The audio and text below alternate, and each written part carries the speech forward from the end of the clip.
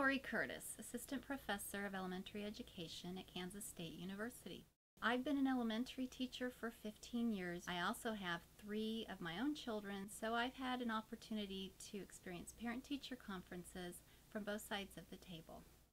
Parent-teacher conferences are a critical part of your child's education. It gives both you and the teacher an opportunity to plan for the strengths and needs for the child's education.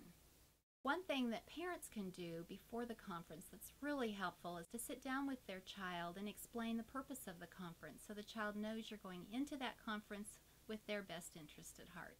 Unless specifically requested by the teacher, keep the students' siblings, especially younger siblings, at home so that everyone's focus can remain on the student that's being discussed at the conference. Sometimes teachers like to have the student that is being discussed available for the conference, but often that's not the case, so just make sure that's clarified with your student's teacher. It's really helpful to come in with your questions written down so that as the conference begins, you can stay on track with things that you might want to address or to ask that teacher. As you come to the conference, prepared to ask questions about your child's academic development, also don't forget to ask questions about how they are socially, out on the playground, at lunchtime, or just as they mingle with their friends. It's great to take notes during the conference so that you can share these answers with your student once you get home.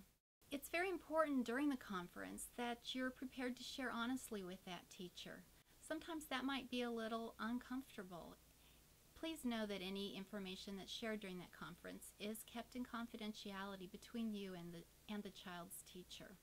Be willing to share information about what might be going on in your home that might impact the child in the classroom, such as extended vacations or trips that family members might be taking, any changes that might be going on at home that might have a consequence for the work being done in the classroom.